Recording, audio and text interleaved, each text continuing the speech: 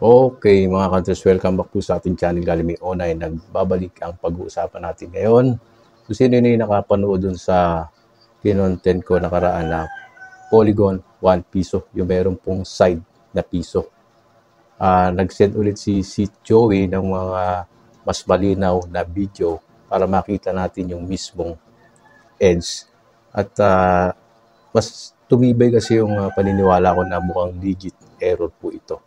At tinimbang niya rin at nakita natin na dahil sa timbang na yon, talagang mga posibilidad na ito po ay legit error. Kahit tapusin ninyo yung video, ipakikita natin, huwag ninyong i-skip yung video. Mula simula, pag pinakita natin yung video, tutukan ninyo para mas magkaroon kayo ng idea kung ano sa palagay ninyo. So, tara mga ka-hunters.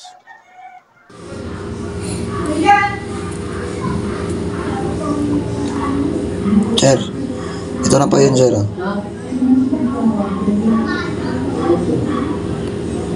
Itimbangin natin, sir.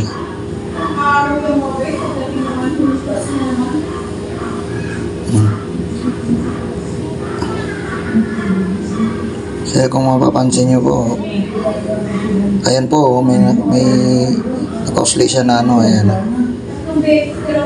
Ayan po. Kung kinikil yan, sir, hindi yan ganyan. Bakit nagkaroon ng kanto yan, o? Ayan, o.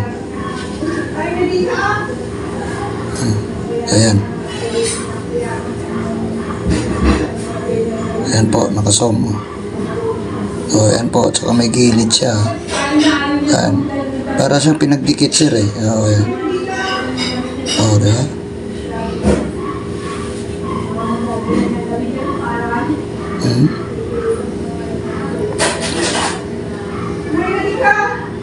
Ayaw niya nga, iram siya. Yan siya. Ayan po. Parting gitna yan, sir.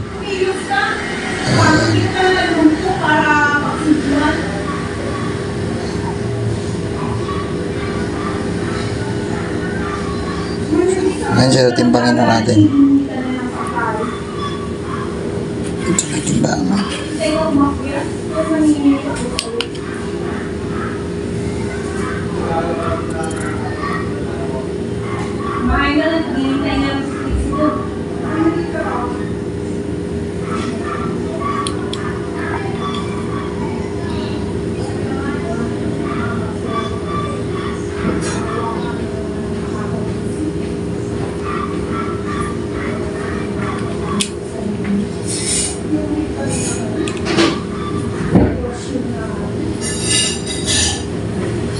Ayan, sir, Ayan, sir, ito yung isang piso na. Ayan. Timbangin na natin ito, sir.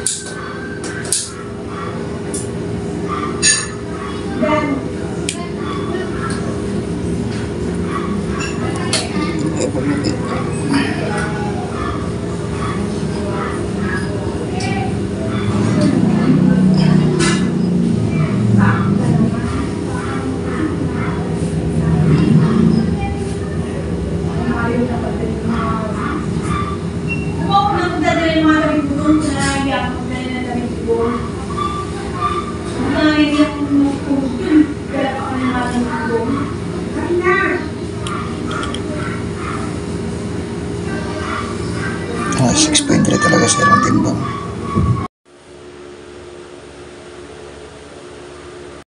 Post tayo dito, nakikita nyo yung groove or yung gatla na yan, nakikita yan sa mga 5 peso nonagonal. At napansin ko, makapal itong piso na to kasi nga ay mabigat, sobra sa timbang, at yung kanyang rim makapal.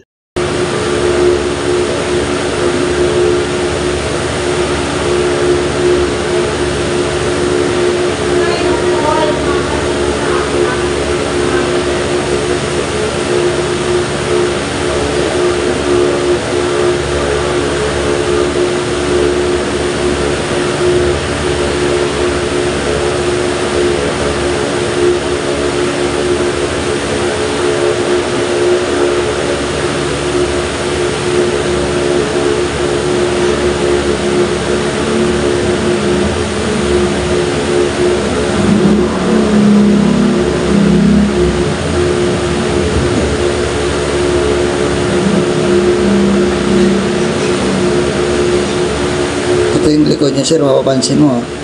Bawat kanto may nakaumbok. Diba?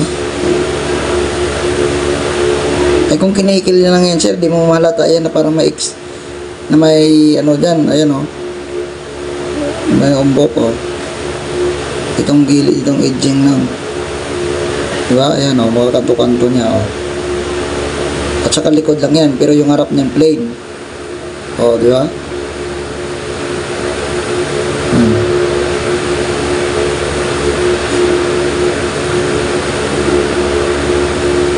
yung likod niya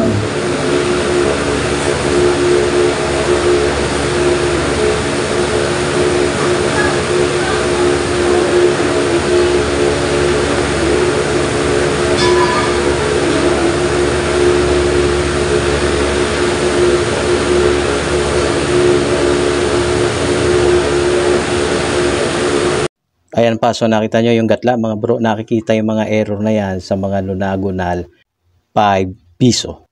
Kaya ngayon pa lang meron akong duda na baka wrong planchet ito baka planchet ito ng 5 piso Nonagon na isa lang sa minting process ng 1 peso NGC. Tuloy natin yung video.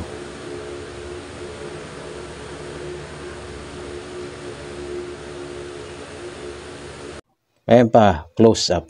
Mapapansin nyo, sobrang kapal. Halos sing kapal ng 5 peso Nonagonal. Ayan mga kantes, so dapat meron na kayong idea kung ano ang nangyari sa 1 peso na to.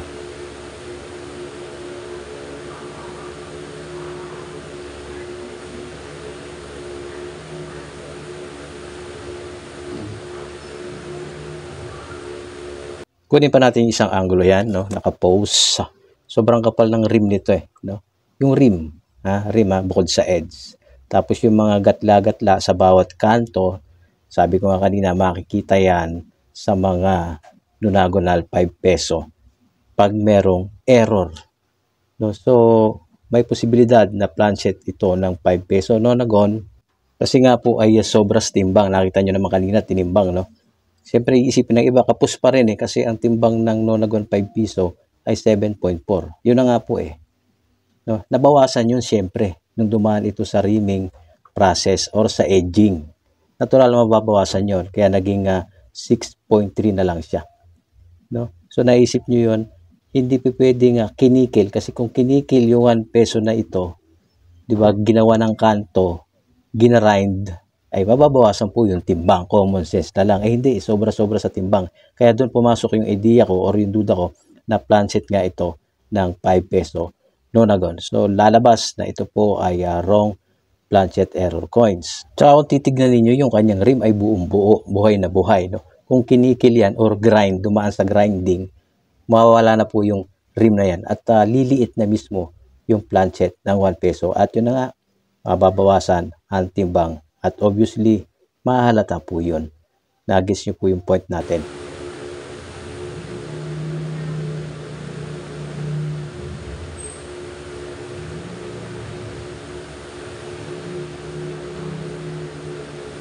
Okay, ayun mga kanteson po yung kabuuan ng video. Mamaya sa bandang huli, ipapaliwanag ko paano kung bakit yung possible na iniisip natin ay planchet ng 5 peso Nonagon. Meron tayong Nonagon 5 piso dito. Ayan po ang kanto niyan. No? Nonagon kasi 9-sided. No? At ang timbang nito ay 7.4. Konti lang ang diferensya sa 1 peso. Kahit may posibilidad kung naisa lang yung planchet ng 5 piso, dumaan sa edging or sa rimming process, mababawasan yung kanto na itong planchet ng Nonagon. No?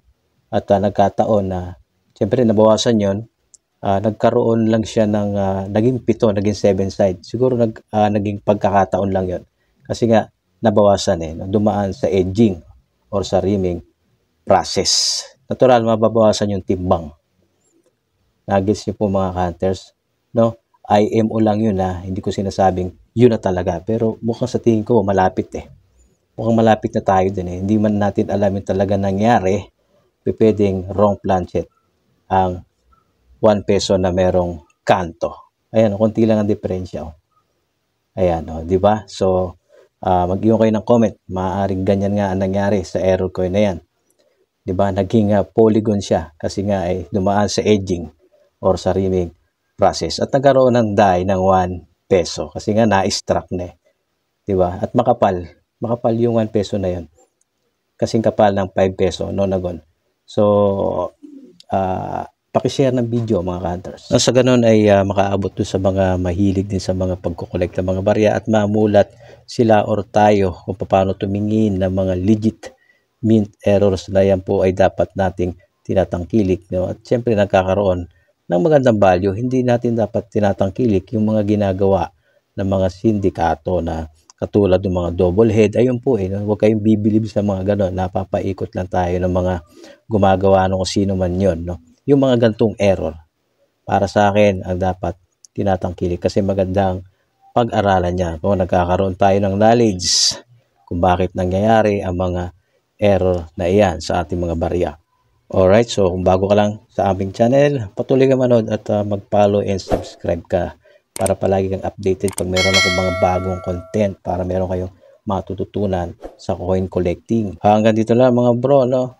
Mag-comment kayo para mababasa ko yung inyong mga opinion. God bless po.